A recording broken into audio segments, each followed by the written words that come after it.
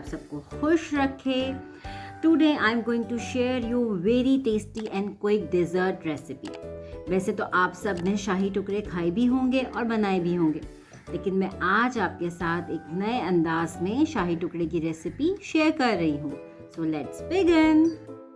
जी जनाब, शाही टुकड़े बनाने के लिए हम सबसे पहले कस्टर्ड प्रिपेयर कर लेंगे। कस्टर्ड प्रिपेयर करने के लिए मैंने यहाँ पे मिल्क लिया है, उसे बॉईल कर लिया है। अब उसके अंदर मैं यहाँ पे शुगर ऐड कर रही हूँ। हम इसमें शुगर ऐड करेंगे, इसको थोड़ा सा मिक्स करेंगे। अब मैं इसके अंदर ऐड कर दूंगी छोटी इलायची के दाने। ठीक है, ये मैंने तकरीबन 3 छोटी इलायची ली थी, इसके दाने निकाल लिए थे, वो ऐड कर दूंगी। इसको हम थोड़ा सा पकाएंगे।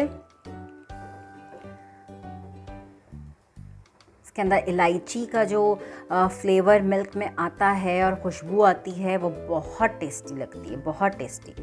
ठीक है, इसको हम थोड़ा सा पकाएंगे, इसको पकने दीजिए थोड़ी देर।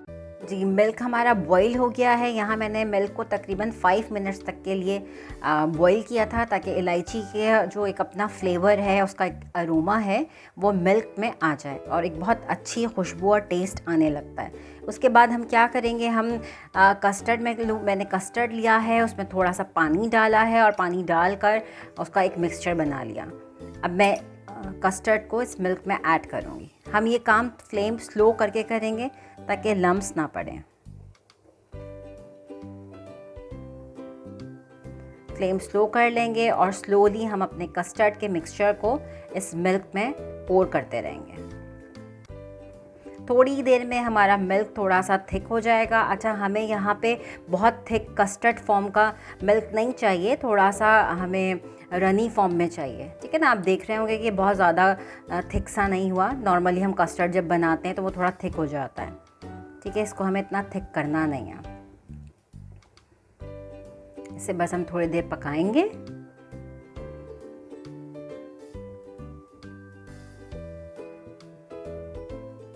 मिल्क हमारा थोड़ा सा ये थिक हो जाता है, गाढ़ा हो जाता है, तो मैं फ्लेम बंद कर दूंगी। देखिए जनाब, मिल्क हमारा गाढ़ा हो गया है, जैसे हमें चाहिए था। अब यहाँ इस स्टेज पर मैं इसमें थोड़ा सा येलो कलर ऐड करूँगी। Yellow colour this is totally optional, अगर आप चाहें तो ऐड करिए, आप नहीं चाहें तो नहीं ऐड करिए। एक्चुअली वो येलो कलर मुझे बड़ा अच्छा लगता है, तो मैं यहाँ पे इसको ऐड कर रही हूँ, क्योंकि वो जब हम शाही टुकड़ों के ऊपर ये कस्टर्ड डालते हैं येलो कलर में, तो बहुत ही खूबसूरत लुक आता है। देखें अभी ही कितना खूबसूरत लग रहा है। ये येलो कलर टोटली ऑप्शनल है, आपके पास है तो आप डालिए, नहीं है तो आप नहीं डालिए। देखें कितना खूबसूरत लग रहा है और बहुत मज़ेदार खुशबू भी आ रही है। बस दिस इज़ डन। यहाँ मैं अपना फ्लेम बंद कर दूँगी। हमारा ये शाही टुकड़ों का कस्टर्ड रेडी हो गया है। जी जनाब, अब हम शाही टुकड़ों के लिए अपने टोस्ट फ्राई कर लेते हैं। अच्छा, मैं यहाँ पे फ्राई करने के लिए घी इस्तेमाल कर रही हूँ। आप भी घी या बटर इस्तेमाल करिएगा। वैसे तो हम इसे ऑयल से भी कर सकते हैं, लेकिन ऑयल से करने से इसका जो टेस्ट है ना, वो डिस्ट्रॉय हो जाएगा। तो आई प्रेफरेबल घी और बटर। ठीक है ना, बटर को प्रेफर करिए या घी को प्रेफर करिए, ऑयल को नहीं करिएगा। स्लाइस में रख दूँगी। मैं इन स्लाइसेस को डीप फ्राई नहीं करूँगी, ये हम थोड़े शैलो, थोड़ा सा घी ज़्यादा इस्तेमाल करेंगे, लेकिन डीप फ्राई नहीं करेंगे।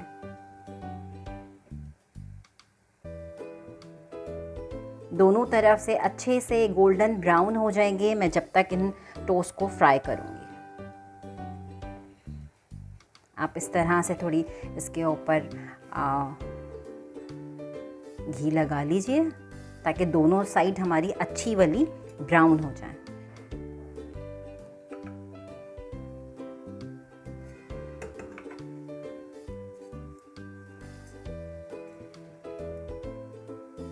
ये कितने अच्छे गोल्डन ब्राउन हुए हैं। हमें इसी तरह से क्रिस्पी से गोल्डन ब्राउन करने हैं। सारे टोस्ट को मैं इसी तरह से फ्राई कर लूँगी।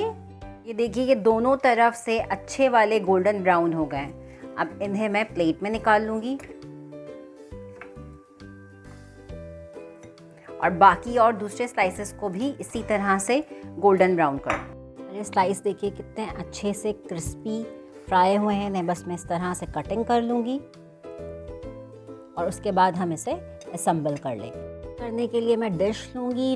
हमने जो कस्टर्ड का मिक्सचर बनाया था, मैं उसमें थोड़ा सा अपना ये कस्टर्ड पोर कर दूँगी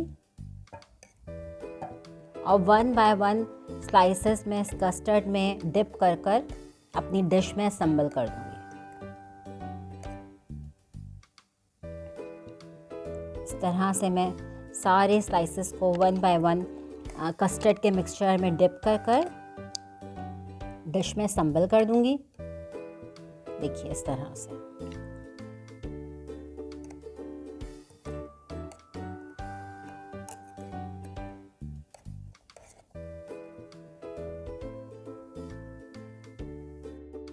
आपके पास जो रिमेनिंग कस्टर्ड बचेगा उसे आप ऊपर से इस तरह से पोर कर दीजिए। बेहतरीन सी झटपट बनने वाली रेसिपी है। जब तैयार हो जाती है, ठंडी हो जाती है तो बहुत ही जायके का देती है। मैंने यहाँ पे पिस्ता और बादाम इस्तेमाल किया है। आप इसके अंदर किशमिश भी डाल सकते हैं। बहुत टेस्टी और झटपट बनने वाली रेसिपी है, ज़रूर ट्राई करिएगा और अपना फीडबैक मुझे ज़रूर दीजिएगा। ठीक है जनाब, दिस इज़ रेडी। इसे हम फ्रिज में रख देंगे। फ्रिज में हम तकरीबन इसे 1 घंटे के लिए रखिए। अच्छी थोड़ी कूल हो जाती है तो खाने में बहुत मज़ेदार लगती है। ज़रूर ट्राई करिएगा, अपना फीडबैक मुझे ज़रूर दीजिएगा। फिर मुलाकात होगी एक और नई रेसिपी में। जब तक के लिए फ़ी अमान अल्लाह।